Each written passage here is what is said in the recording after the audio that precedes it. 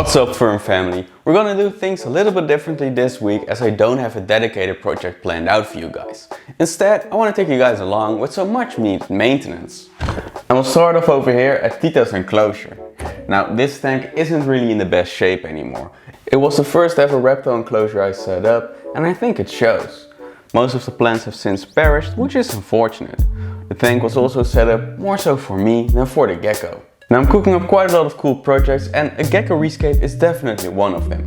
However, I'm not quite sure when I'll be able to get around to redoing this tank. So in the meantime, I'll be adding this philodendron minima into this tank to grow alongside the pothos that's already in there. Both of these plants are vining plants that grow pretty fast and hopefully will soon create a lot more hiding spaces for Tito.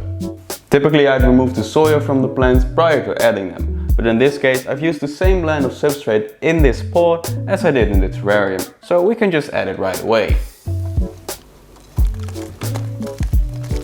Now I think this is really cool. I just rubbed the soil a little bit and now there are springtails appearing everywhere. Now we know that population is still pretty healthy. But we're not only gonna add plants. I've also noticed that the isopods in the system have disappeared. So I want to add a new culture of isopods in there, as well as some more leaf litter for them to hide in. Luckily I keep a culture of isopods going at all times, so let's see how they're doing. Alright, here we have my cultures of cleanup crew. I got a few boxes with springtails in them. We're not really gonna look at them today. Instead, let's look at the isopods. Let's lift up this piece of cork. And there they are. Now I started out roughly a year ago with about 8 of these guys in here and they've multiplied rapidly since. Only thing I do with this tank is periodically spray some water into it to make sure it won't dry out, and every now and then I put some gecko food in there for these guys to enjoy. As you can see, sometimes it molds, but they pretty much get rid of the mold themselves within a couple of days. There are also a ton of springtails in here as well to clean up after the isopods. Additionally, they will also eat some of the leaves that are in here, but as you can tell they're almost completely run out of leaves, so let's add a few more leaves. But before we do that, let's round up some of these isopods to go into Tito's enclosure. Got a little container for that and I'll just pick them up by hand and put them in there. Alright, so I've rounded up about 10 of these guys and we'll add them to Tito's enclosure. But first, alright, something like that will do.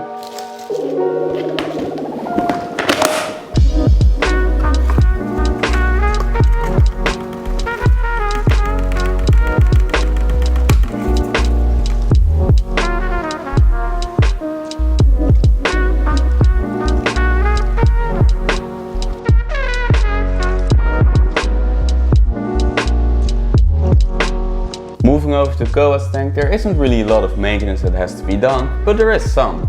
Now the tank itself is pretty seasoned at this point, however I do have some of this brown algae going on, which might be a sign of overstocking. And truth be told, I think I've overstocked this tank.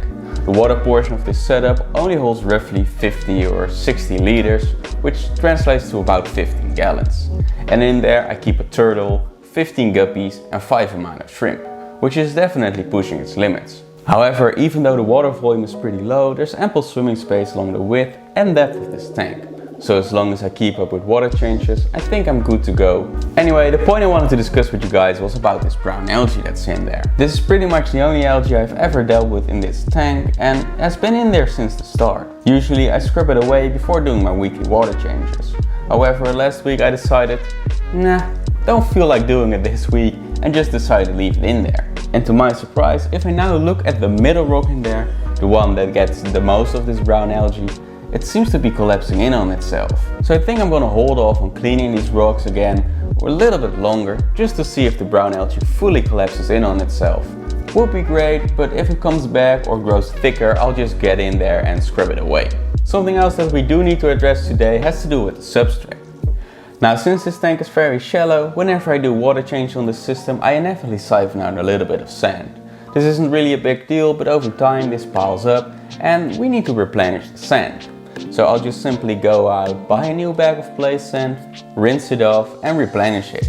Now this really isn't a big deal, but it does need to happen from time to time. And just like the sand, every now and then we need to replace the UVB lamp. And today is that day. Now this lamp does get quite hot when it's turned on, and I don't really feel like dealing with it as is. So for now I'm just gonna turn it off and let it cool down for a little bit. Later in the video we'll circle back and replace it once it's cooled down. Now while on the topic of lighting, I want to discuss the ropefish aquarium. When I first set it up, I used a standard LED light bulb attached to a microphone stand. I know it's a bit of an odd setup, but this is what I had laying around and it could do the job. However, since this tank is now lifted up from the floor, this stand is no longer tall enough to reach over the tank. Now I've tried reusing the same setup for the stand by drilling a hole in this piece of board. I tried to attach this to the side using some zip ties, but the whole system was just too unstable for me to trust. So for now this tank sits without any lighting. But I do plan on adding a real aquarium light. Eventually I want to do a rescape of this tank once I move the ropefish out into their final tank. On the new design I've planned out for this tank, I have a lot of plants bursting out from the top. And thus I would like a lamp that could hang around this far above the tank so that it can both light the immersed growth as well as the submerged growth. I'm not really sure what light I should use, so if you have any recommendations, please let me know down in the comments. Moving down, we have an empty shelf underneath the ropefish aquarium. My plan is to put Zula's grow-out tank down here, and we're gonna get to that pretty soon. I'm just gonna have to wait for a few more materials before I can start on rescaping her tank. For now, her tank is definitely a mess though. I did record a rescape of her tank a while back, but I couldn't find a design I was happy with at the time. Now Zula doesn't seem to mind what her tank looks like, so I decided to push the video back until I got her stand ready. So shortly I'll be doing a rescape of her tank in the new stand. At this point I'm pretty sure Koa's light has cooled down enough. Yep, it definitely cooled down enough, so let's remove it.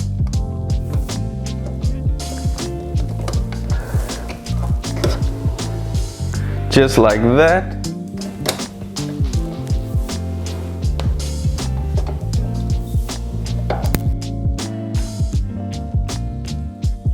Now while I was replacing Koa's light, I just realized I had another aquarium light laying around. This one is meant for much smaller aquariums and can't even span the entire width of this tank. However, luckily for me, I designed this tank in such a way that all the plants are concentrated on a single location in the middle of the tank. So I can just place the lamp up top and all the plants will get more than enough light. So I guess this system will be whatever I'll use until I get something better. Now that about sums up everything that's already in this room, but there's one more thing. A few days ago I managed to get my hands on a free sump. Now I really have no business owning a sump this big, as it's bigger than most tanks in my collection, including this one. This thing measures 130 centimeters long by 35 centimeters deep and 30 centimeters tall, which are pretty odd dimensions. It's very wide, but it's also really shallow and not that deep.